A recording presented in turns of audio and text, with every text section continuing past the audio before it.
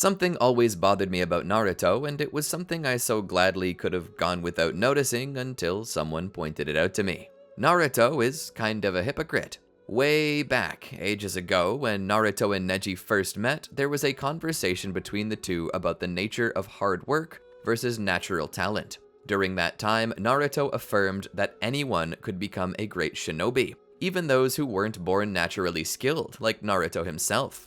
The idea that you didn't need any gifts to surpass anyone else, but only the determination to do so, was an inspiring message. However, the worst person in the world was chosen to deliver it, because Naruto himself is far from basic. Bro is literally the reincarnated son of the Sage of Six Paths, the same son who became the next sage.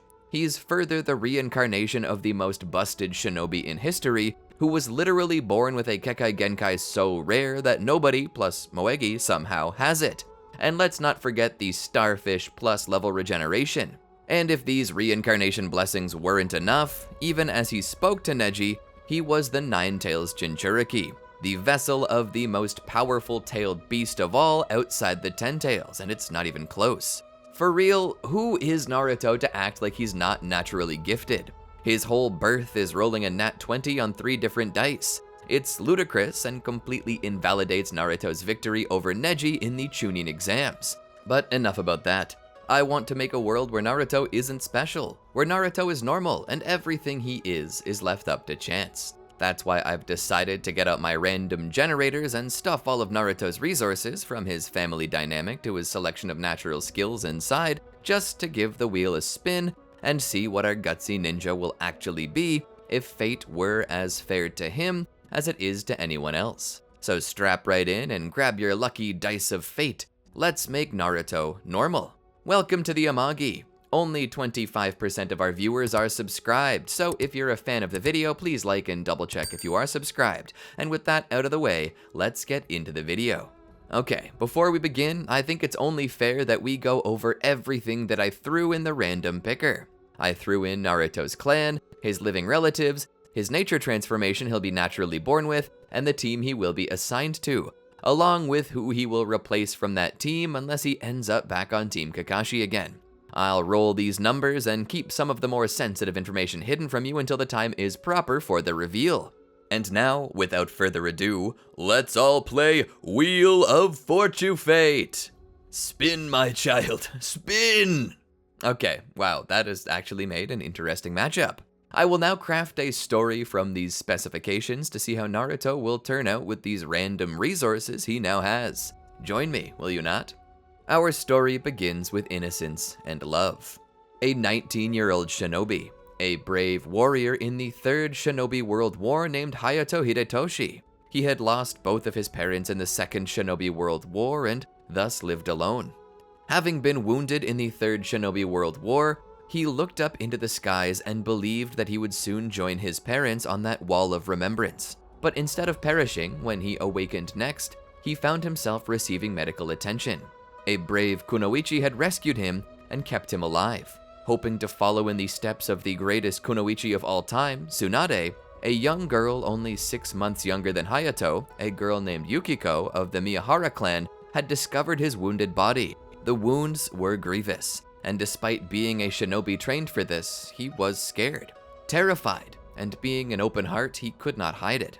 Yukiko was ensnared by this unusual heart from the very start, and made it her mission to ensure that Hayato got to go home, only to discover that he had nobody waiting on him at home to help him heal. She decided she would have to be the one to help him do that.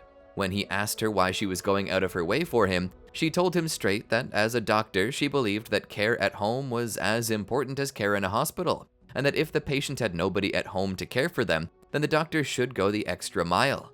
For weeks, she cleaned his wounds, made him food, and cared for him, listening to his stories, telling her own, spending time with him to a great degree.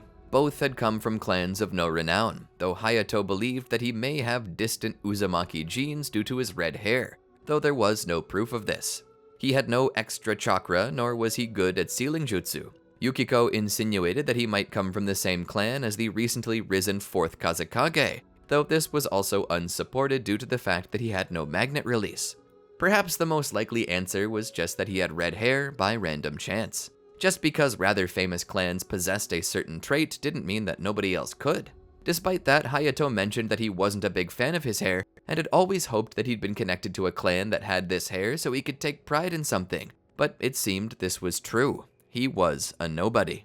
Yukiko ran her hand through his hair and told him that she thought his hair was beautiful, a burning red, filled with passion, an embodiment of the will of fire. This was the beginning of a romance between the two, and by the time it was time for her to leave, she couldn't.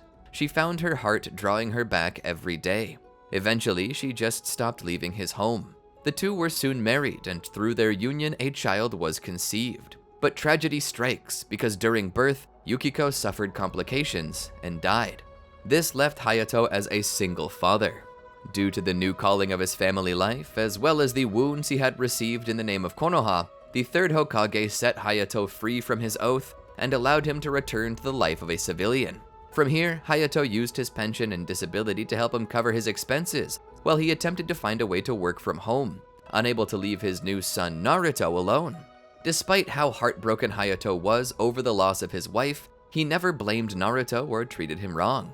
Sometimes bad things just happened, and Yukiko had given everything just so Naruto might live. Hayato believed this was such a Yukiko thing to do.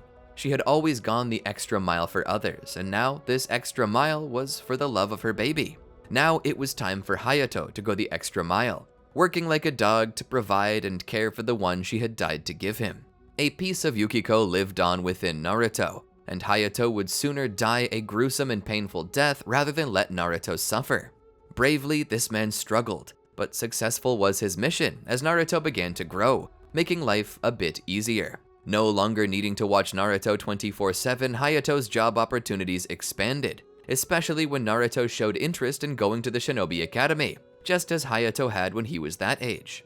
Enrolling Naruto, life became easier for them both, and as for Naruto, he entered the academy very young. He wasn't anything special. He wasn't some naturally talented shinobi, and he didn't possess any Kekkei Genkai. He was just the same as everyone else, which meant he neither excelled nor was left behind in his studies. He was just perfectly normal as a student. It certainly didn't hurt, though, that his father was a shinobi. If ever he didn't understand something, he could always bring it home with him, and his father could explain it. Hayato told him not to be too reliant on him, as he himself had only ever served as a low-level Chunin, and thus wasn't infallible by any means. But Naruto would continue to trust the advice of his father, and through this would eventually come to pass the academy. After passing through, he waited for his turn to be added to a team. Ending up on the next round of genin to be assigned, they randomly selected a team for him. That team was, drumroll please, Team 8. And just as said before, this is all random chance, and I will also randomly remove someone from the team, and that person to be removed is, another drumroll please, Shino. Shino instead will be added to Team 7. Entering the room with Kurenai, he sees his teammates, Kiba and his pupper Akamaru, low-key best puppy, and Hinata Hyuga. The moment he walks in, Hinata's eyes widen with shock as she recognizes him, the boy she had always crushed on. What had she done to deserve such an amazing gift? Fate had smiled upon her and dropped the love of her life into her little rookie team. Sitting down, Kurenai would look to Naruto and offer a small smile. "Glad to finally have you with us, Naruto." "Sorry I'm late," he apologized, offering no excuse, particularly because he had none. Kurenai noticed this and assumed that this was going to become something that happened to them often. She would need to nip that in the bud. But for now, she would let it slide, seeing as he was new and probably very nervous, which could be the explanation for his tardy appearance. It was hard to be thrown into a random team. Nerve-wracking. The idea that you might get stuck with a teacher who doesn't like you, or a team that won't accept you, or might even bully you, is a terrifying thing. After all, most people stay on the same team well into their careers, even after becoming Jonin, until they become Anbu or leaders of their own teams, that is.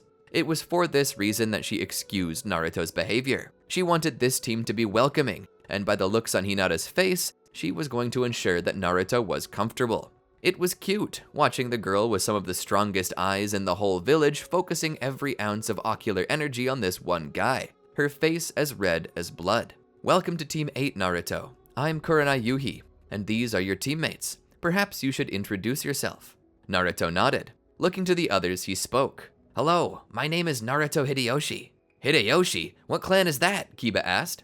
It's a small clan of little renown. We mostly served as foot soldiers in the previous Shinobi World Wars. Our clan is only about as old as Konoha, but every generation it seems at least one Hideyoshi is serving Konoha. I'm this generation's tribute. Huh, never heard of him, Kiba said, hardly paying attention. The other students would introduce themselves to Naruto just to get the necessary meet and greet out of the way. Moving on, Kurenai mentioned her intent to train them the best she could, saying that she wanted to help them train in what they possessed as their natural gifts, and for that purpose, needed to know what they were. It wasn't hard for Kurenai to guess Kiba and Hinata's, considering Hinata was of the prestigious Hyuga clan, her Byakugan serving as proof of her connection. And as for Kiba, he was an Inuzuka. They were the users of Ninken, and that was their exclusive technical style. But as for Naruto, he didn't seem to have a gimmick, nor did he seem to have any particular abilities or Kekkei Genkai, so Kurenai had to pull out the big guns, or more like a single slip of paper. Naruto looked down at it and wondered if it was something he was supposed to spit his bubblegum into. Kurenai spoke. Being a genin now, you should be at least able to project your chakra, correct? Only one shinobi accepted in recent years could pass the academy exam without projecting chakra, and Naruto was not him. Naruto nodded. Kurenai then spoke. What I want you to do is funnel your chakra into that slip of paper. If you do that, it should react with your natural chakra nature. Naruto looked down at the piece of paper. No way, that's so amazingly stupid, he said. Kurenai shrugged. I don't really get how it works either, but it's never wrong. So why don't you go ahead and attempt it? Let's see what your chakra nature is. Naruto lifted the piece of paper up between his fingers and closed his eyes. He began to funnel his chakra in. A moment later, the paper responded. It grew soggy. Kurenai looked at it. Yep, there's no mistaking it. Your natural chakra nature is water. Cool, that's just like my mom, he said. Your mom was a shinobi? Kurenai asked. Naruto nodded. Yeah, she was a medic named Yukiko Miyahara, he said. She used water-style jutsu to heal people. Kurenai thought back about it. I think I actually remember her. It's been years since I've seen her. I heard she retired. How is she? Oh, she passed away when I was born. Kurenai's expression grew a bit more sorrowful. Oh, I'm sorry for your loss. Naruto shrugged. It's not your fault she died. I guess that blame goes only to me. No, don't say that, Kurenai said. I'm sure she would have gone through with it anyway, even if she knew it would kill her. Naruto seemed to be growing a bit sadder, though he was attempting to hide it. I'd much rather that she lived with me. The room got a little silent until Kiba blurted out, awkward. Akamaru followed it with a woof of affirmation, enough to draw a smile from those around. It's nice to have you on the team, Naruto, Kiba said, getting a second affirmative bark from the puppy riding on his head. From here on, the group mostly spent their time getting to know each other. They focused on training, to which Naruto told his father about his chakra nature, and how it was the same as his mother's. Hayato was surprised. Wow, son, that's awesome. I wonder if that's the only thing you got from her. He wondered as they ate supper. Watching his son eat, Hayato couldn't help but feel pride for his son with a mixture of nostalgia. He was becoming a real shinobi, but even more so, he was taking after his mother more than anything. This made him think about ways to help his son develop. As the meal came to a close, Hayato made his way upstairs where he searched through an old chest he kept, filled with Yukiko's belongings. Inside, he found some of her things she carried on her shinobi career. Among these were old medical instruments and booklets for basic field dressing. He further found an old journal of her techniques, which he thought that Naruto might be able to use. Taking these things out, he brought them down to Naruto, who was resting on the couch, contemplating the next day's work. Naruto, Hayato asked, drawing his son's attention, I have something for you. Naruto looked over. What is it? Hayato presented Naruto with the books. These were your mother's. I think you should have them. No, Dad, I can't accept this. These need to be preserved. Hayato shook his head. No, Naruto, your mother would want you to have this. The path you take as a shinobi is yours and yours alone. However, considering how similar you are to your mother, I know you would easily be able to make a good medical nin. I think these books will help you, he said. Naruto began to slowly flip through the pages, carefully turning each page as though he were afraid that the held book might turn to dust in his hand. Water release, healing fountain, he questioned. That was your mother's signature, he said. It's a variant of the mystic palm technique that uses water as a medium. I don't really get it, but your mother always said that the human body was 70% water, and that the inclusion of water in healing only made sense. Naruto was surprised by that, realizing the logic behind it was sound. These two books together presented Naruto with a path forward as a shinobi, something he might be good at and capable of doing. Standing up, he hugged his father, thanking him for the gift. I promise to take care of these books, he said. I know you will. And so, Naruto began studying these books day in and day out. Hidden within the journal that his mother kept was an image, an old black and white photo taken during the time of the Third Shinobi World War, of herself and Hayato when Hayato was stowed up from an injury.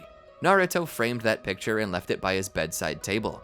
For the next bit of time, besides physical training, taijutsu, and attempting to learn ninjutsu, Naruto also trained to master the arts of the medical ninjutsu in hopes that he might be able to apply the techniques of his mother and help everyone else.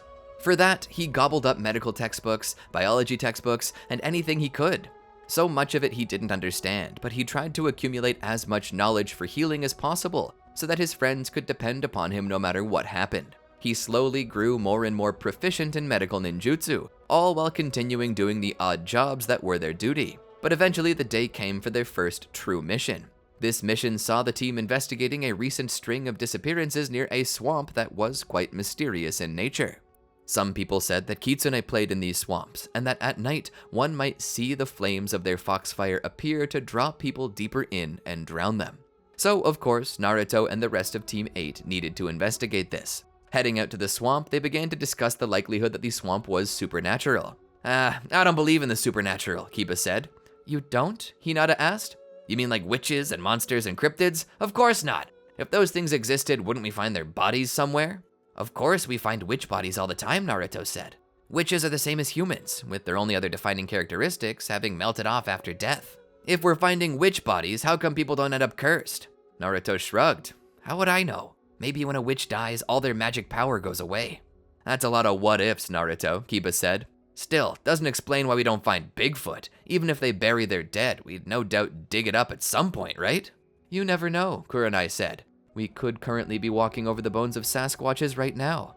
The chances we dig up an unmarked grave of an animal is slim enough as it is. If Sasquatches are rare or secluded, maybe that's why we don't find them. And I guess you're gonna tell me the foxes of Deadwater Swamp are real too? Come on, Kurenai-sensei, don't tell me you're buying into this stuff. They walked further, making their way to the swamps. Just gonna turn out to be swamp gas or something. Just watch, Kiba said. They found a good area to camp. Checking the surrounding area for alligators or dangerous snakes, they began to set up the tents. During this time, they decided to head out to find resources. Hinata was left in charge of this, as her Byakugan would be the most useful to the group in identifying anything and everything dangerous. There wasn't as much food as they would have hoped, but she did manage to come across some mushrooms that looked edible, so she brought them back to the group for dinner. As the sun set, they began to eat, keeping their eyes open for anything mysterious. As they ate, Naruto looked them over. I know I should trust my teammates, but can I admit that I feel uncomfortable eating random mushrooms we found in the swamp? What are you talking about, Naruto? These are delicious. They taste like peppery apricots. These are chanterelle mushrooms, Hinata said with a smile. Trust me, they're delicious. But they're just growing out of the ground. You don't know what kind of germs are on them. Then don't eat, starve through the night, and be weak tomorrow, Kurenai said. Those are your options, Naruto. Now stop complaining. Letting out a sigh, he began to eat as well. The texture was almost as nasty as the thought that he was eating fungus, a living thing just a few steps above mold. All things considered, it wasn't the worst kind of mushroom, but eating it made his skin crawl. That night, as they all slept in their tent, Naruto woke up to hear the sounds of groaning and moaning, something he wasn't used to. Sticking his head out, he began to wonder if it could be a lich, some evil creature that defiled its own body and soul in an attempt to gain immortality. But looking about, he saw nothing. No lights, no anything. More so, the moaning was coming from a nearby tent. Opening the door, he stepped in to find Hinata laying there in her sleeping bag, looking less than healthy. Coming down to her side, he checked on her. Hinata? Hinata, can you hear me? Through her heavy breathing, she spoke that she could. Her cheeks were a deep shade of rosy red, and her eyes were weak upon opening them. What's wrong? Naruto asked. I feel really bad, she said. I feel so cold. Naruto checked her head. You've got a fever. My stomach, it hurts, she said. Naruto shook his head, knowing that eating strange mushrooms was a bad idea. Those were the devil's flowers. Do you think that it's possible that one of the mushrooms you ate wasn't a chanterelle? Hinata nodded. It's possible. Naruto unzipped her sleeping bag. Come on, we gotta get you up, he said. He helped her to stand. Taking her outside to the back, he sat her on her knees and tied her hair back. Hinata, I'm gonna need you to induce vomiting. What I want for you is to take the 2 longest fingers on your hand and put them in your mouth. Try to touch your uvula, okay? She nodded. Feeling bad for her, he hugged her. Is this safe? She asked. Are we supposed to do this? Naruto shook his head. No, I'm not a doctor, but we're so far from help that if you've eaten a poison mushroom, there's nothing to do that can save you. We need to get it out of you. Disclaimer to all viewers watching, we don't offer any medical advice whatsoever on any situations you see here. Do not attempt this at home, and be sure to always contact poison control or a medical professional before doing anything to potentially treat poisoning, including inducing vomiting. This is a fictional story, intended for entertainment purposes only, and does not support untrained or unsupervised treatment without the presence of aid or a medical professional. As she looked at Naruto, she spoke. I'm scared.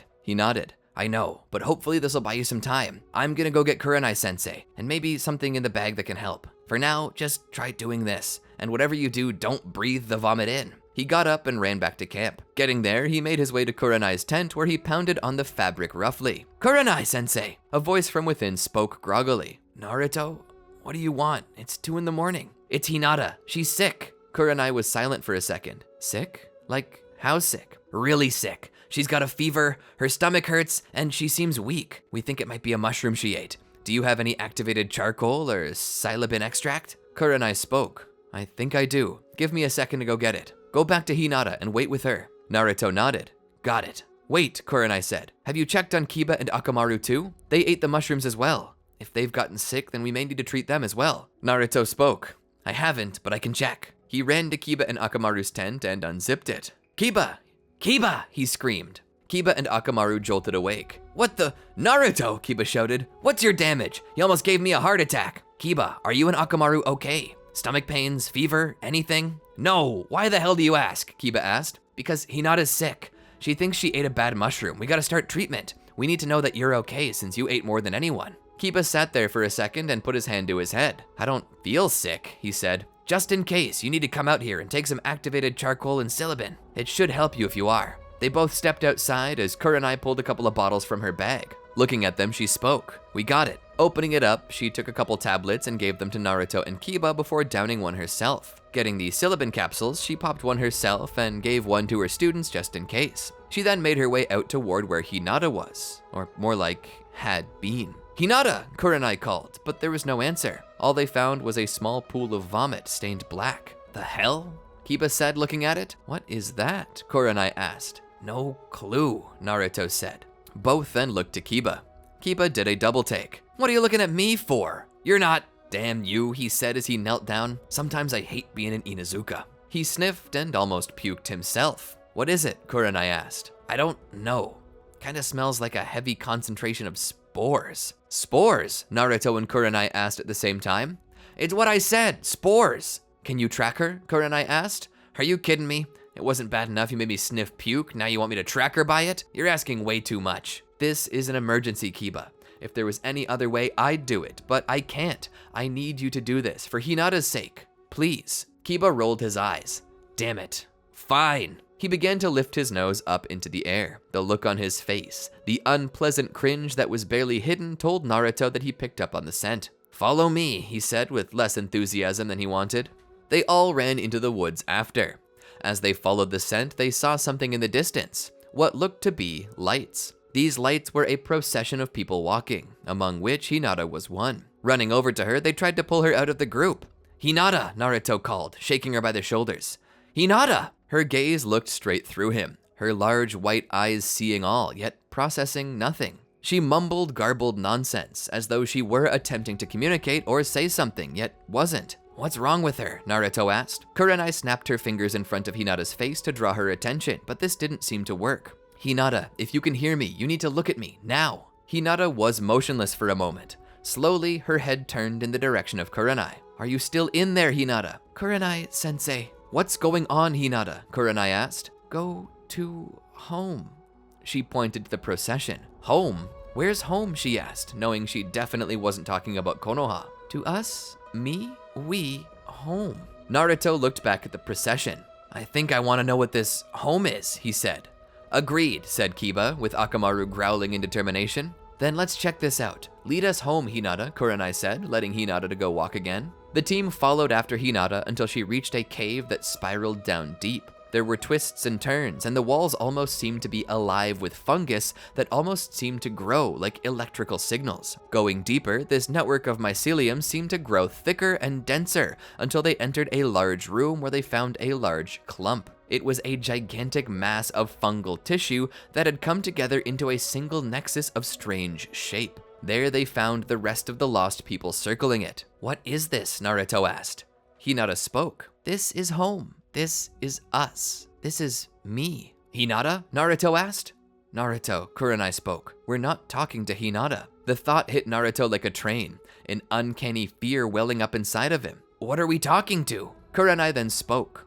"Do you kids remember reading about mushrooms in the academy and mycelium? Fungi are known as a superorganism, and despite the fact that they possess no known centralized nervous system, they possess nerves that transmit electrical impulses like neurons. I think what we've stumbled into is a mass of mycelium that's accidentally formed a cerebral cortex." "You mean this thing's conscious?" Kiba asked. Kurenai shrugged. "I don't know the full level of it, but it seems like it may be alive. It could be further piggybacking off the human mind, too, using the brains of its victims to further solidify its intelligence." "You're so pretty," Hinata said. She just stood there silently staring at them, a dead look behind her eyes. "Excuse me?" Kiba said. "What kind of thing are you?" Kurenai stepped forward. "We're called humans."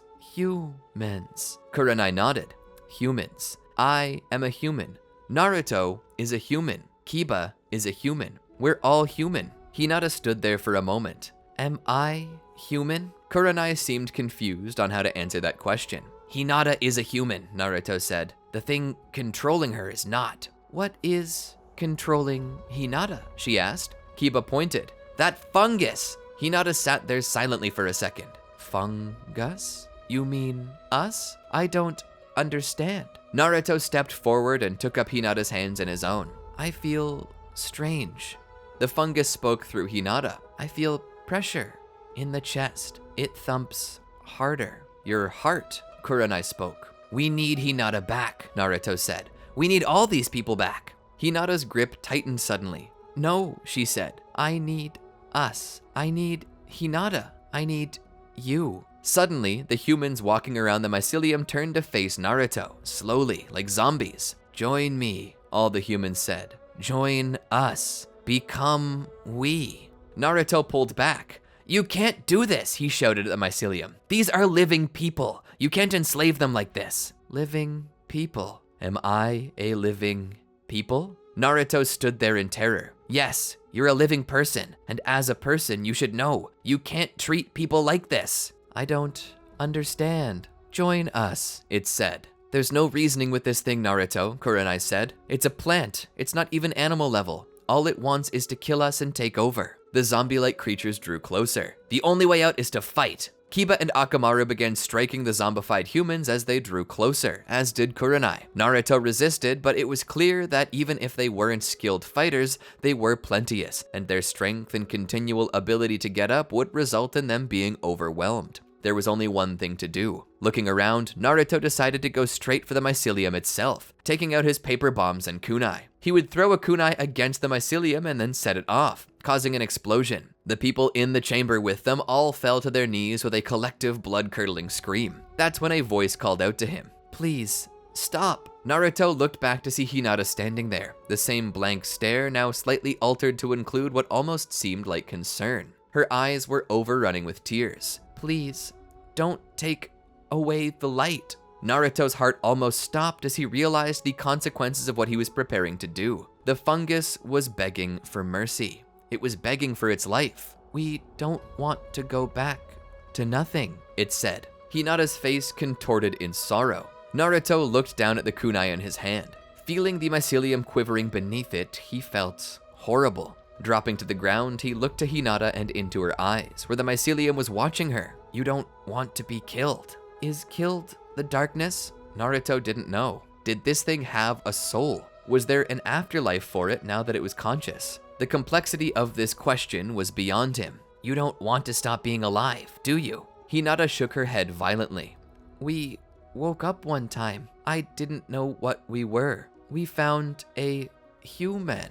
We could see. We could hear. We learned his talk. We were him, too. We finally saw me. I was scared. Scared of what? Kiba asked. Me, it said. I didn't know what I was. I was not human. I was not dog, it said, pointing to Akamaru. I was not normal, but I exist. We exist. We don't want to not exist. Looking at the kunai in his hand and then back at the lump of biomass roughly 3 times his own height in diameter, he felt his heart moved with compassion. Turning to Hinata, he walked up to her and looked into her eyes. What is your name? He asked the mycelium. Name. What is name? I am a human, but I separate myself from other humans by giving myself a name. My name is Naruto, and I'm the only me that exists. What do you call yourself? We don't know. Naruto smiled. Your name is Yukiko. Yukiko. Naruto nodded. It's a very special name to me. I want you to have it since it's not being used right now. Yukiko, the mycelium said again. Identity, Naruto said, trying to explain the concept. You're conscious. You have a personality, and though you are part of a greater whole, you are your own individual. You're special. Nobody else exists like you. Isn't that wonderful? Wonderful. Identity. Yukiko. He hugged Hinata. Its tears continued to run. Stay forever, please. Yukiko needs Naruto. Yukiko feels strange, like I cannot live without Naruto. Naruto spoke. You can, Yukiko, because we're friends, and friends will stay friends, no matter how far away they are. You will think about me, and I will think about you, and it will be like we're together, and maybe I'll even come and visit again, but you gotta let things you love go sometimes. The mycelium seemed confused. Why? I love it. Naruto nodded. You do. And that's how you show it sometimes. Because when you love something or someone, you put their happiness above your own. You may be happy to keep them around, but they won't be happy. You don't want things you love to be unhappy, do you? No. Then let that which you love go. It'll hurt, but that's what it means to be human. Am I human now? The mycelium asked. I don't know that it matters. You're alive. That's what matters. If I go, I won't be able to see. I won't be able to hear or feel, smell, touch. I know, Yukiko, but you'll be happy. Hinata looked down as the mycelium contemplated this. Naruto looked back at what he had done to the mycelium. I hurt you, he said to it. I hurt you a lot. I'm sorry, Yukiko. I was scared too. Will you be okay? Hinata nodded. I will grow back. Ever since I was one mushroom, I grow back. Naruto smiled. I'm glad. He hugged the mycelium. I love Naruto, it said through Hinata's voice. Suddenly, all humans in the room, Hinata included, fell down on their knees and began to vomit up black spores. They passed out. Naruto put his hand upon the mass as a sign of thanks. Picking Hinata up, he helped to get the survivors out of the cave. The mission was a success, and they returned to Konoha happily to tell the Hokage of their mission. He was astounded that an advanced organism like that had formed in the swamp. Kurenai asked specifically that he make the swamp a wildlife sanctuary and protect it to preserve the life of what appeared to be an ancient fungus that had developed a consciousness. Hiruzen would approve of this, restricting the area from exploration and development, turning it into a wildlife sanctuary to protect the mycelium from further harm and ensure it lived a peaceful life. Naruto would deliver Hinata back to her home. After all, the best thing a doctor could do was go the extra mile for them. Healing her further to make sure there were no further traces of the fungus in her system, he spoke. Looks like you're good to go. She looked down. About what the mycelium said, in the cave. About loving you. Naruto listened intently. It was piggybacking. It wasn't confessing its love for you, it was confessing my love for you, she said, shy as could be. Naruto smiled. I know. She was surprised. He gave her a peck on the cheek and stood.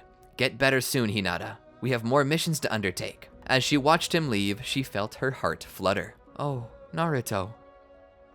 And that seems like a good place to stop. Not gonna lie, so much of this was random chance creativity. Before I started making this video, I didn't even know what it would really be about. Who would have guessed it would have ended up being about a giant mushroom overlord with a crush? Frankly, I kinda like this little series I'm making. I wouldn't mind doing more videos like it. using random chance to shuffle story elements for characters. Like, imagine the kind of story that could have been told if Naruto ended up as a part of the Nara clan, or the Fuma clan. We could even expand horizons by including Kekkei Genkai and villages of birth. This could be a pretty cool idea that I may run with if you all enjoy it. If you want more from this particular what if, or you'd like to see this happen to other characters, let me know in the comments below. I'll be glad to listen. Don't forget to like, subscribe, and ring the bell to be notified about our latest videos as they drop. If you convince us to make more of these RNG style videos, you wouldn't want to miss it now, would ya? Anyway, until next time, peace out.